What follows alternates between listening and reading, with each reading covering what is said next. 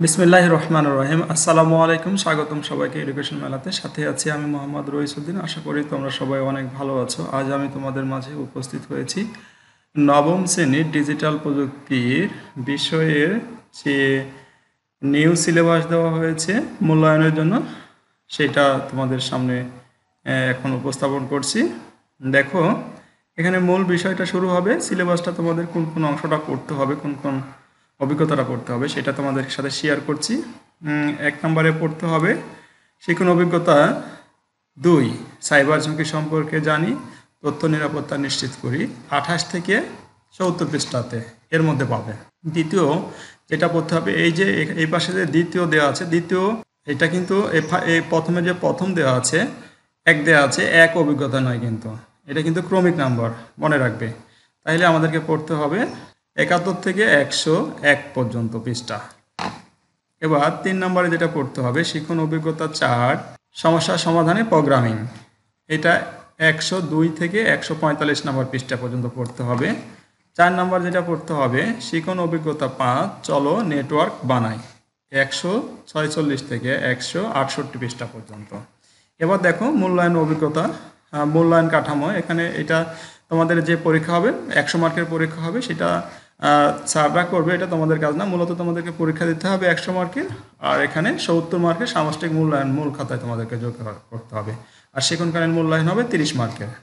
তোমাদের পরীক্ষাটা কিন্তু আবার 100 মার্কের হবে। নিচে অবশ্য দেওয়া আছে, আমি দেখেছি, তোমরা দেখবে শিক্ষণকালীন মূল্যায়ন, প্রশ্নের ধরন ও মান বন্টন। এখানে দেখো গ বিভাগে যেটা করতে হবে, আইটেমের নাম। এখানে এইটা হচ্ছে যে তোমাদের বাড়ির কাজ। মূলত এটা বাড়ির কাজ না, ঠিক বাড়ি থেকে অ্যাসাইনমেন্ট লিখে নিয়ে আসতে হবে। অ্যাসাইনমেন্ট তো তোমরা এখানে বসে থেকে লিখবে না, বাড়ি থেকে লিখে নিয়ে আসতে হবে এটা। তবে 2টি কম্পিউটারের মধ্যে আইপি সেট আপ করার মাধ্যমে নেটওয়ার্ক তৈরি করো। অর্থাৎ এইটা তোমাদের ল্যাবের কাজ, ল্যাবে বসে থেকেই করতে হবে। অ্যাসাইনমেন্ট যেটা ব্যবহারিক কাজ, এটা অ্যাসাইনমেন্ট ঠিক লেখছে, কিন্তু এটা ব্যবহারিক কাজ, এটা তোমাদের ল্যাবে বসে থেকে করতে হবে। এটা তোমাদের স্যার তোমাদেরকে আশা করি শিখিয়ে দিয়েছে, আর যদি না শিখিয়ে থাকে তবে অবশ্যই শিখাবে অল্প সময়ের মধ্যে, কারণ এটা তোমাদের সিলেবাসের মধ্যে আছে, এটা তোমাদের পরীক্ষা হবে। মুক্ত উৎসের প্ল্যাটফর্মে বিদ্যালয়ের ওয়েবসাইট ডিজাইন করার প্রকল্প উপস্থাপন করতে হবে। এবার শ্রেণীর কাজ। শ্রেণীর কাজ হলো পাঠ্যপুস্তকে সমন্বিত একক ও দলগত কাজ, ছক পূরণ, বক্স পূরণ, ফ্লোচার্ট অঙ্কন। এই কাজগুলো তোমাদেরকে শ্রেণীর কাজ এটা সম্পন্ন করতে হবে। দলীয় আলোচনার মাধ্যমে বাস্তব জীবনে ঘটা 5টি এবং সাইবার জগতে ঘটা 5টি বুলিং এর ঘটনা ছকে উপস্থাপন করো আর কি। মোট এটা 30 মার্কের থাকবে। এখানে যে অনুসন্ধানমূলক কাজ, প্রকল্প, প্রতিবেদন উপস্থাপন, এটা কিন্তু তোমরা বাড়ি থেকে লিখে নিয়ে আসতে পারবে। আবার স্যারেরা এখানে ইচ্ছে করলে স্যারের ক্লাসেও নিতে পারবে, শ্রেণীকক্ষেও তোমাদের এটা নিতে হবে পরীক্ষা। সামষ্টিক মূল্যায়ন, ধারণা ও মান বন্টন। দেখো এখানে সামষ্টিক মূল্যায়নে কিভাবে কোনটা কত মার্কের আসতে পারে সেইটা একটু মূল্যায়ন দিয়েছে আর কি।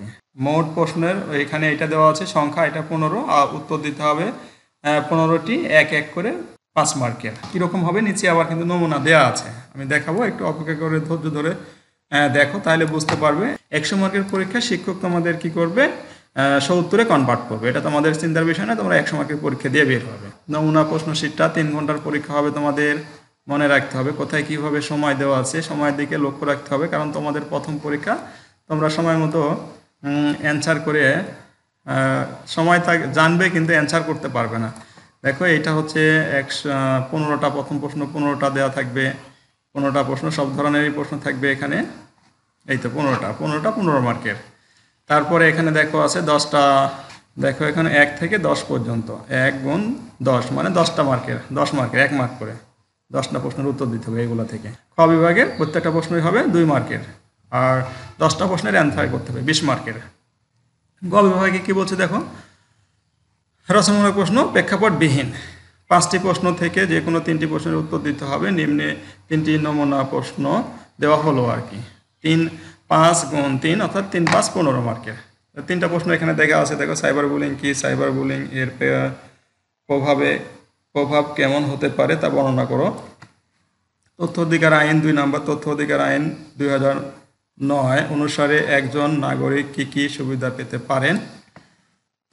3 নম্বর, ধারাবাহিকভাবে 11 থেকে 31 পর্যন্ত লেখার প্রোগ্রাম লেখো। এই যে এটা হচ্ছে নমুনা প্রশ্ন, এই প্রশ্নগুলো তোমাদেরকে কিন্তু দেওয়া যাবে না কোশ্চিনে, এগুলো তোমাদের বাদ দিয়ে পড়া উচিত, কিন্তু এখান থেকে তুমি ধারণা নিতে পারবে। এবার দেখো প্রেক্ষাপট নির্ভর রচনামূলক প্রশ্ন। এখানে প্রেক্ষাপট নির্ভর কীরকম হবে সেটা এখানে দেওয়া আছে, তোমরা একটু দেখে নেবে। সময় বেশি হয়ে যাচ্ছে, লম্বা হয়ে যাচ্ছে ভিডিওটা, আমি এখানে শেষ করছি।